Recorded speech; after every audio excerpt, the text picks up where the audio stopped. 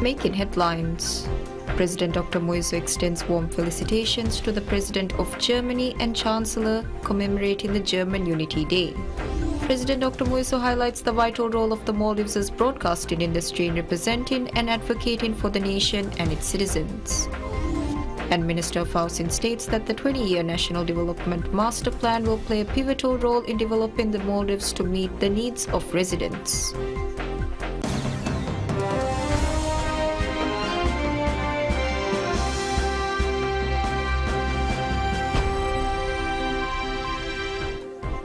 Bismillahirrahmanirrahim. Assalamu alaikum. Hello and welcome to PSM News in English with me, Utma Muhammad. President Dr. Mohamed Moiso extends warm felicitations to the President of Germany, Frank-Walter Steinmeier, and Chancellor Olaf Scholz, commemorating the German Unity Day. In separate messages sent to President Steinmeier and Chancellor Scholz, President Dr. Moiso conveyed his greetings on the jubilant occasion of German Unity Day and highlighted the day embodies the spirit of unity and resilience that has shaped Germany. The President extended his personal best wishes for President Steinmeier and the Chancellor's good health and well-being, as well as for the continued progress and prosperity of the people of Germany. German Unity Day commemorates the reunification of Germany in 1990. President Dr. Mohamed Moiso highlights the vital role of the Maldives' broadcasting industry in representing and advocating for the nation and its citizens. He shared the message in a social media post marking National Broadcasting Day. In his post on social media, President Dr. Moiso emphasized that broadcasting is founded on trust and comes with a great responsibility. He also noted that the primary goal of the industry should be to advocate for the nation and its citizens. National Broadcasting Day is celebrated in the Maldives every year on October 4th, reflecting the importance and recognition of the industry. The day commemorates the launch of the first official broadcasting service in the Maldives in 1962, followed by the introduction of television services in 1978. Initially, the government managed these services exclusively, but in 2006, private broadcasting was permitted. This year's theme is Visions of Tomorrow, Shaping the Future of Broadcasting. President Dr. Mohamed Moiso has officially reopened the newly renovated Al-Sahara Mosque and Funeral Service House. The reopening ceremony took place just before Friday prayers, with President Moiso and Mala City Council Mayor Adam Azim in attendance. The project to renovate and expand the mosque and funeral house began during President Moiso's tenure as Mayor of Mala City Council. Following the reopening, the President inspected the mosque and the enhancements made to the cemetery and its courtyard. In his remarks to the media following the ceremony, President Moiso highlighted his vision for the mosque's renovation during his tenure as mayor. He emphasized his desire to create a welcoming environment, particularly for families facing challenging times.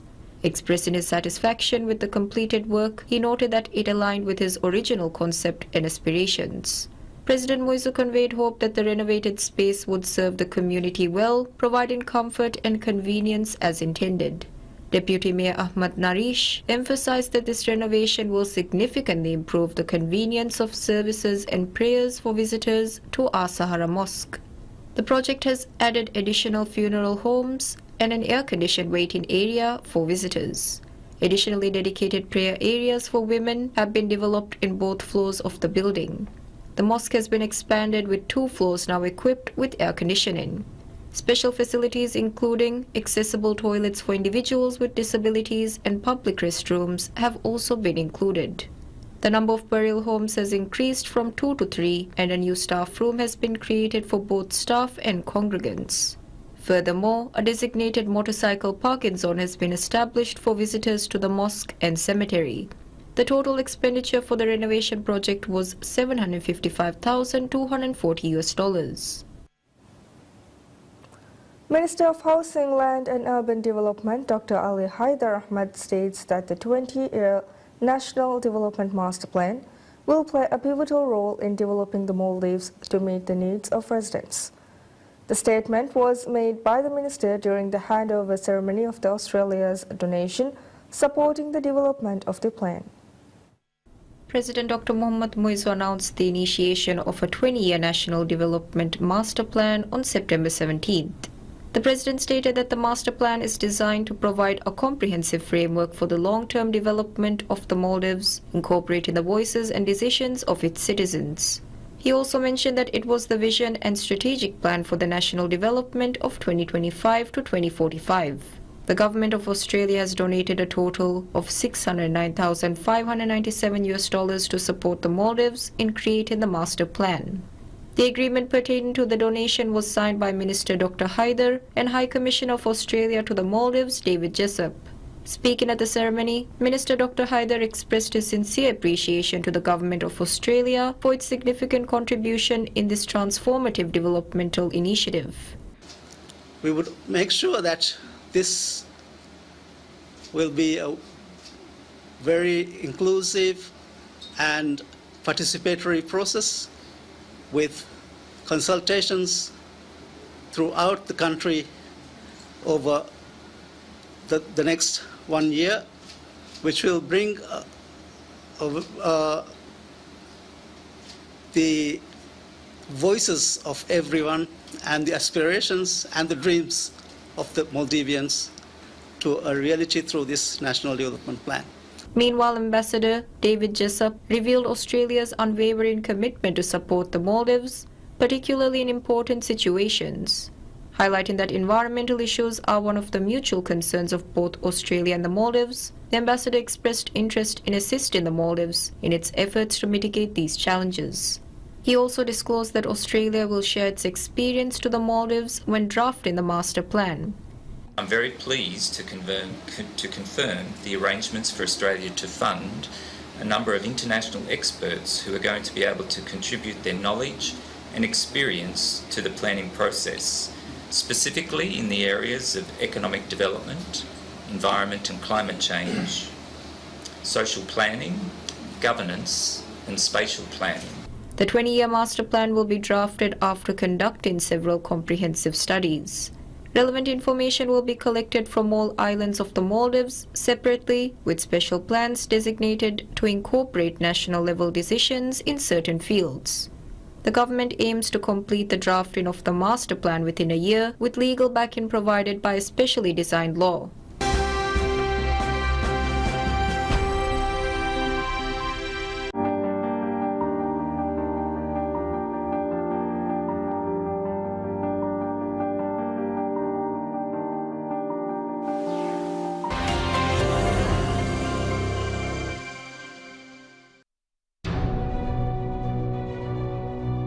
ಹಫ್ತಾ ನಿಮಗೇನ್ ದಾಯರು ಎಕಿ ದಾಯರಾತಕು ರಾಜ್ಯಗೆ ಮಶ್ರಹುಗಾವೆಸ್ ಎತಕ್ ಕಮೆ ಹಿಂಗಾಗೆಂದೆ ಮಿತನ್ ದಿವಲಪ್ಪೆಗೆನ್ ದಾಣಿ ಗೆದೊರುಗೆ ಮನ್ಸಿದಕ ವಜೀಫಾಗೆ ಮನ್ಸಿದಕ ವೆಗೆನ್ ಕಾನೂನುಗ ಬುಣಾಗೊತ್ತುಂಬಿಯ ಮಿಹಾರ್ ತಿಬ್ಬೆವಿ ಕೌನ್ಸಿಲರ್ನ ಎದವರು ಫುರಿಹಮು ಕೊನ ಮಿಯದ್ private sector ಕನ್ನೆ ಫನ್ಸ್ವಿಸ್ rufiyaa ಮಸ್ಕನವೇಕ ಮಿಹಾರ್ ತಿಬಿ ಹುರಿಹಾಯಮನ್ನ ಗೊತ್ತಿ ದೀಗೆನ್ then ಅಂಗುರಾಲಯಗ ತಿಬ್ಬೆಕ ನೋಣ್ಣನ ಮಿ ಕಂಕಮಕಿ ಅಳುಗೊಂಡ್ಮೆಂಗೆ ದಿರುಳುಮ ಗುಳಿಫವಾ ಮುಹಿಮ್ಮು ಕಂಕಮ wire ಮಿಕಂಕಮ್ಗೆ ಮೌಲೂಮಾತ ಇಂಗುಂಬೆಸ್ ಮುಹಿಮ್ಮು رئيس الجمهورية دكتور محمد مويز وليد دكتور حيدر بدالوي راجيಗೆ ಮಿಡಿವಂಕಮ ಎಸ್ತಗುದಲ ಗೌಮಿಯತ ಬೆಹವಕಿ ಮಾದಾಯಸ್ ದೆ ಮಜ್ಲಿಹುಗ ಫಾಸ್ ಕುರಿ ಅನೆಬಿಲಕಿ ಮಸಕತುಗೆ ಮಾಹಲ್ದಿ ಸಲಾಮತ್ arise ಮಶ್ರೂಗ ದಶಂ ರಾಜ್ಯಗೆ ನವಾರ ರಶಗ ಹಫ್ತಾ ಸಾದಗ ಎಮಿಸ್ಕಮ ದಿಬ್ಬಾ fava ಎಕ್ಕಮಕಿ ಹಫ್ತಾಗೆ ಹದ್ದಹು ರಾಜ್ಯಗೆ ಮಸ್ರಹುಗ ಹಿಂಗ ಎಮ್ಮೆ ಮುಹಿಮ್ಮು ಖಬರ್ತಕ ಮೌಲೂಮಾತ ಮಿ ಪ್ರೋಗ್ರಾಮ್ಗೆ ಜರಿಯಾ ತಿಬೆಫುನಾ ಹಿಸಾಬಕ್ಕೆ ರಸ್ತೆಣ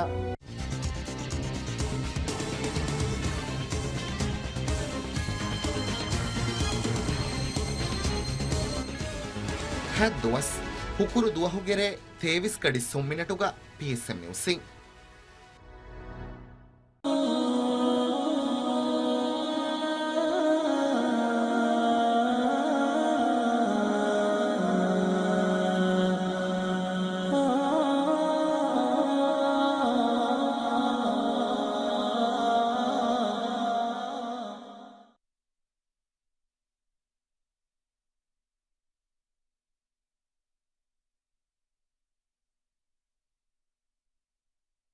الله أكبر الله أكبر الله أكبر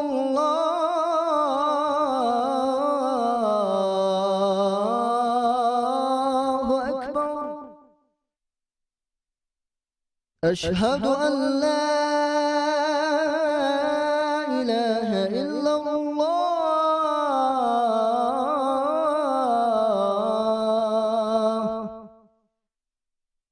أشهد أن لا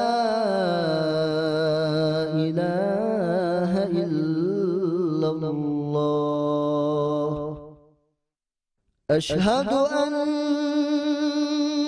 محمدا رسول الله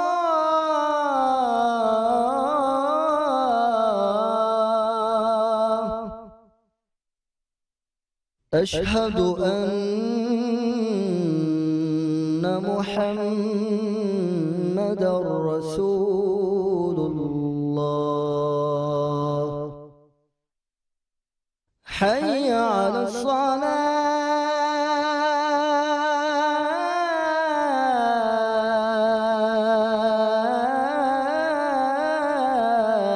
الصلاة حي على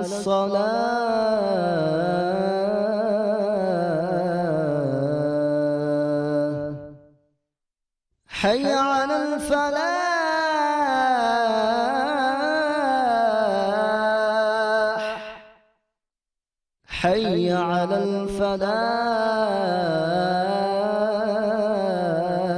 الفلاح الله أكبر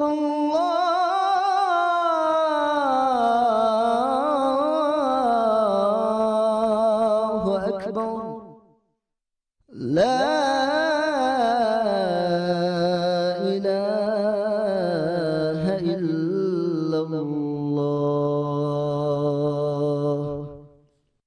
اللهم رب هذه الدعوة التامة والصلاة القائمة آت محمدا الوسيلة والفضيلة والدرجة الرفيعة وبعثه مقاما محمودا الذي وعدته وارزقنا شفاعته برحمتك يا أرحم الراحمين وصلى الله على محمد وآله وصحبه وسلم والحمد لله رب العالمين.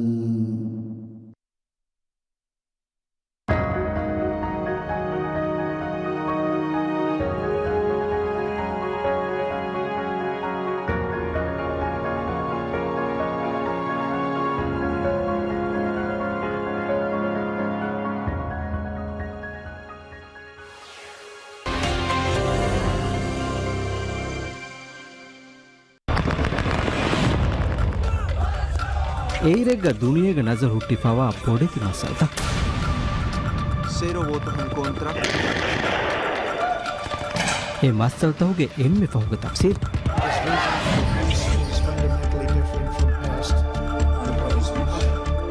ಎಮ್ಮೆ ಫುಣ ದಿರಾಸ ಕುರುವ ಫಹು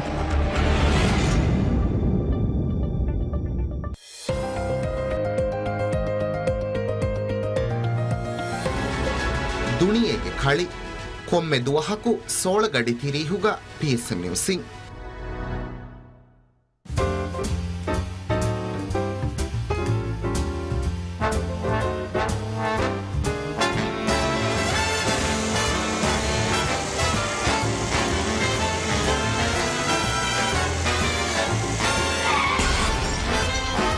ಮಗುಮಚ್ಚ ಸವಾಲ್ಕೊಂಡು ನುದುನು ಎಮ್ಮೆ phone ತಿಜಹುಣಿ ಮುಳಿಮೂನ್ಗ ಬೆಂಡೇಜ್ ಒಳಾಕನ್ accident तहुगा नुवदिया इंसत तमीहु मारवनी बोलेल्ली बयानी आक्सो cycle दुबार helmet वाला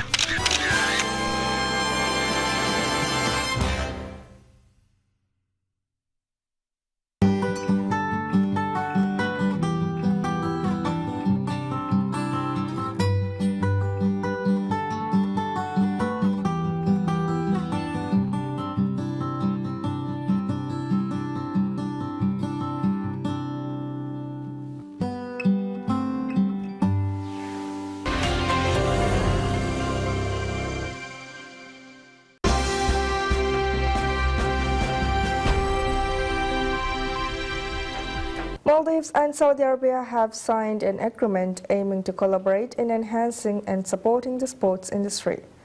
The agreement was signed by Minister of Sports, Fitness and Recreation Abdullah Rafiu and Saudi Arabia's Minister of Sport Abdulaziz bin Turki bin Faisal in a special ceremony held in Riyadh, Saudi Arabia. Under the agreement, sports associations and institutions from both countries will be trained. It also will facilitate sports teams from both countries to visit each other, enhance direct communication between clubs, teach sports medicine and anti-doping while organizing competitions and sports events. Additionally, Maldives and Saudi Arabia will exert collective efforts in investing in the sports industry, exchange documents, training equipment and sports-related experiences as well. While the Maldives and Saudi Arabia signed this agreement, Saudi Arabia has previously also assisted in developing the Maldives sport industry. As such, national teams as well as clubs have completed training camps in Saudi Arabia. Minister of Tourism Ibrahim Faisal highlights the critical role that youth can play in the development of tourism, encouraging them to pursue business opportunities in the sector. He made the call during a panel discussion held in celebration of National Tourism Day, which included several senior tourism officials.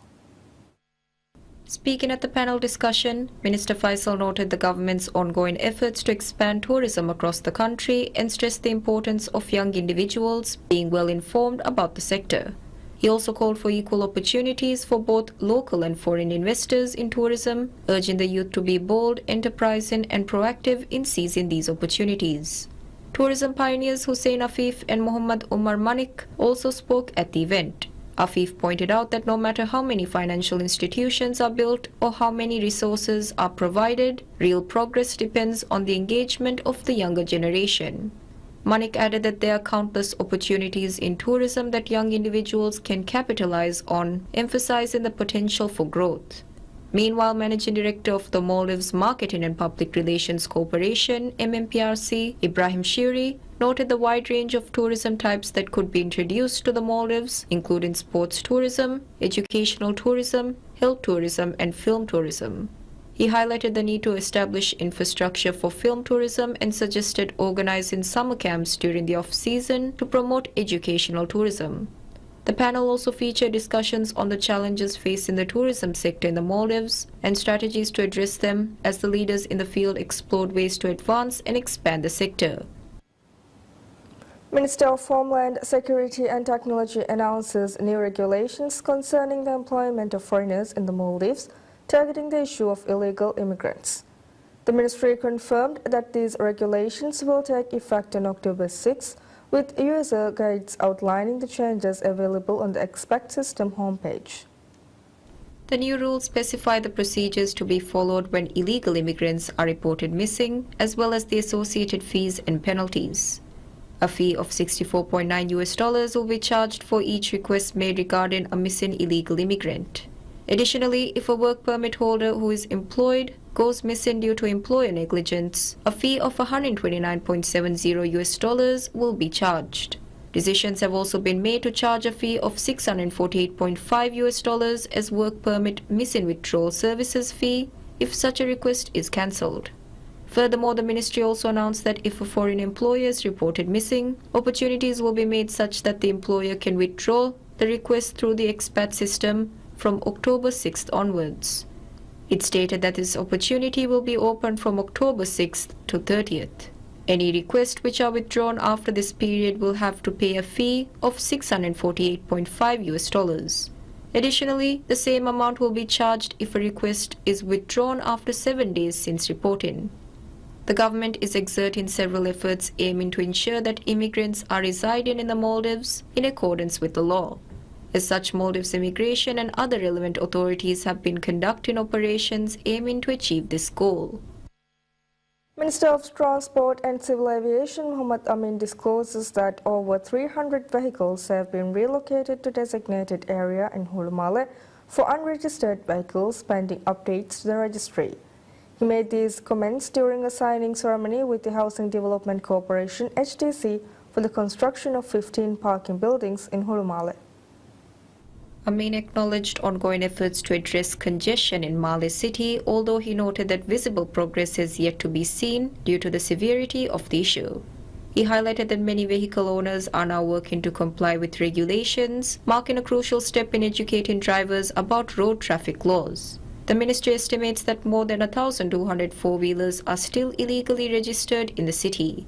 Ministry of Transport and Civil Aviation signed with HTC to allocate a land for the temporary parking of unregistered vehicles in Male and Hulumale until the registry and other matters are amended in August.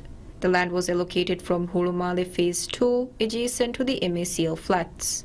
The agreement notes that the vehicles will be given a period of 6 months to be registered in accordance with the rules.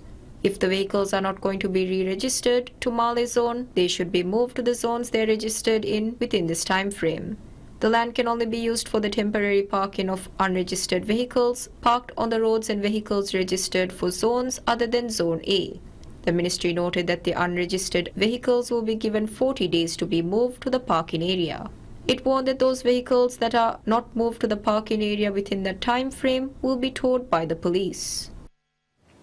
Every year on October 4th, the Maldives observes Broadcasting Day to acknowledge the critical role broadcasters play in nation building, fostering democracy and enhancing public awareness. The Maldives has a rich broadcasting history, with radio services officially launching on December 29, 1962.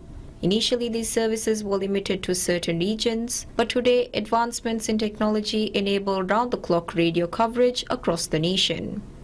This year marks the 62nd anniversary of broadcasting in the Maldives, which expanded to television services on March 29, 1978, with the debut of TV Maldives. While private entities have long been permitted to publish newspapers and magazines, broadcasting was initially reserved for government control. This changed in 2006 when the government opened the sector to private broadcasters, with licenses first issued in July 2007. Today, various organizations provide TV and radio broadcasting services alongside rebroadcasting options. The Maldives Broadcasting Commission has issued a total of 35 broadcasting licenses, which include 31 for television and 4 for radio, as well as 2 for nationwide rebroadcasting.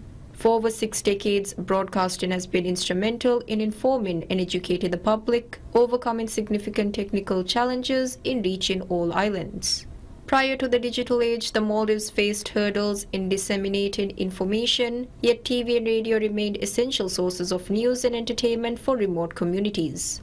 In our current digital landscape, while information is readily accessible online, broadcasting continues to be a vital medium for delivering news about global events, health issues, and other significant matters. It serves as a crucial tool for informing and entertaining the diverse populations spread across the Maldives.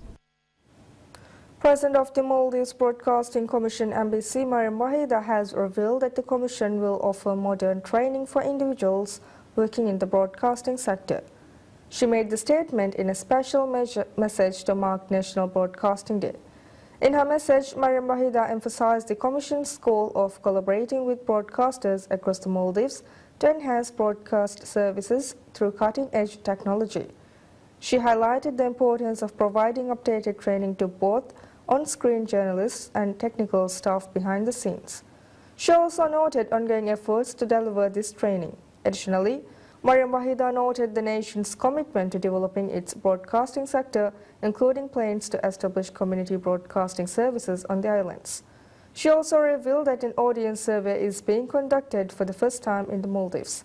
National Broadcasting Day is celebrated annually on October 4th in the Maldives, commemorating the launch of the country's first broadcasting service in 1962.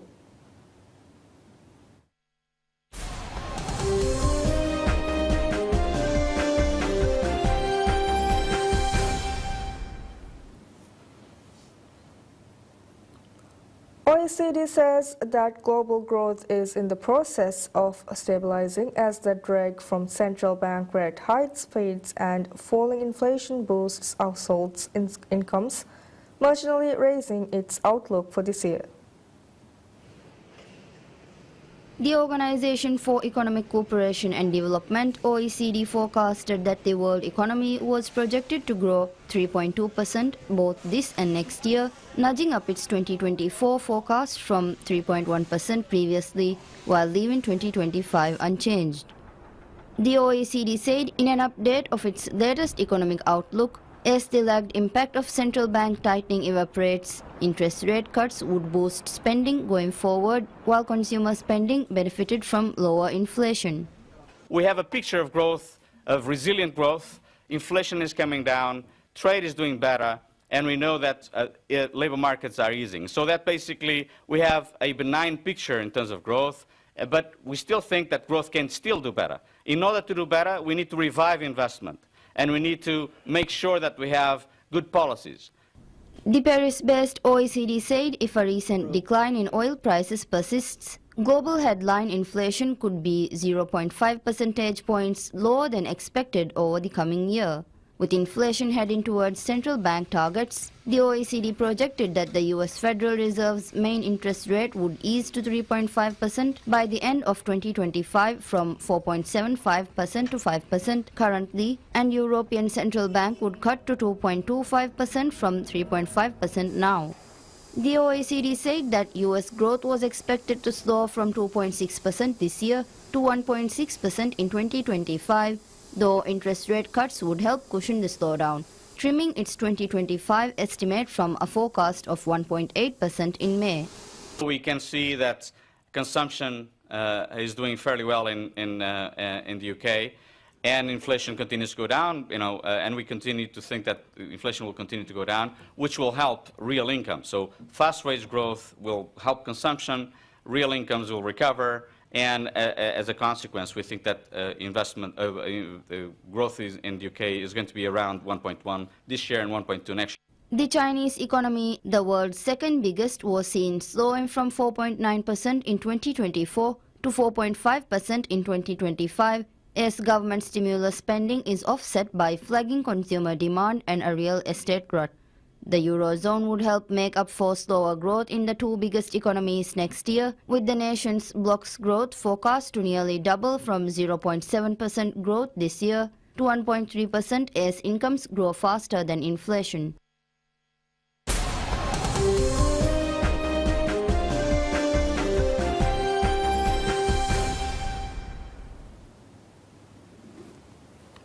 The UN peacekeeping chief says United Nations peacekeepers in southern Lebanon remain in place despite Israel asking them to move and provide the only communications link between the country's militaries on Thursday.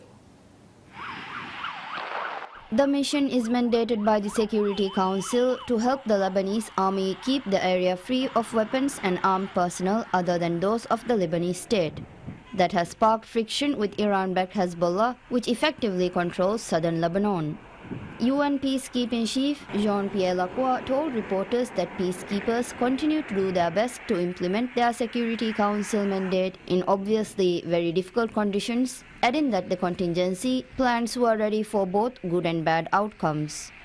Protecting the safety and security of our peacekeepers is a responsibility to all parties, and I think it's a message that is very important to insist on, and we also rely on our partners, on the member state, on the Security Council to also relay that important message, which, by the way, they do.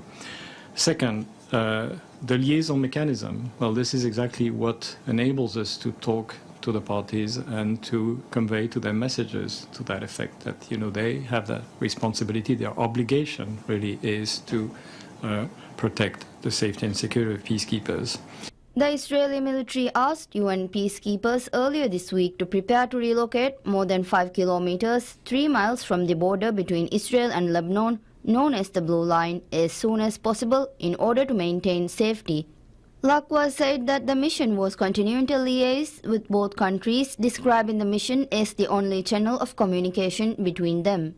The mission was working to protect civilians and support the safe movements of civilians and delivery of humanitarian aid.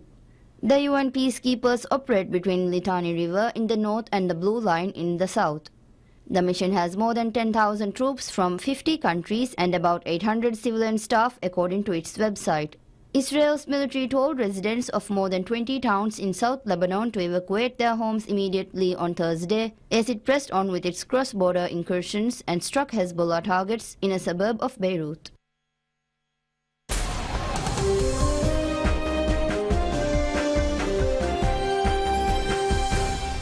The World Soccer's governing body FIFA announces that its disciplinary committee will be asked to look into allegations of discrimination raised by the Palestinian Football Association, PFA, after it submitted a proposal to suspend Israel in May.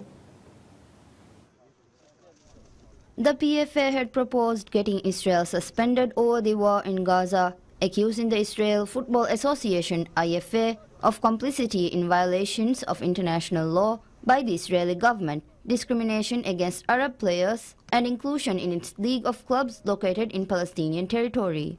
The IFA rejected the accusations and FIFA has ordered a legal evaluation. The participation in Israeli football competitions of Israeli teams allegedly based in Palestinian territories will also be subject to an investigation. The ruling body said that FIFA's Governance, Audit and Compliance Committee will be entrusted with the mission to investigate the participation in Israeli competitions of Israeli football teams allegedly based in the territory of Palestine. The PFA said in a statement that it welcomes the FIFA Council's decision to refer this case to the competent judicial bodies. Toyota has announced it will not renew its contract as a top sponsor following the Paris Games. A group of UN-appointed human rights experts said that at least 8 football clubs have been identified as playing in Israeli colonial settlements of the occupied West Bank. The PFA said at least 92 Palestinians, non-professional players, have been killed in the war, football infrastructure has been destroyed, its league suspended, and its national team required to play World Cup qualifiers abroad. In its proposal, the PFA said it wanted FIFA to adopt appropriate sanctions against Israeli teams, including the national side and clubs.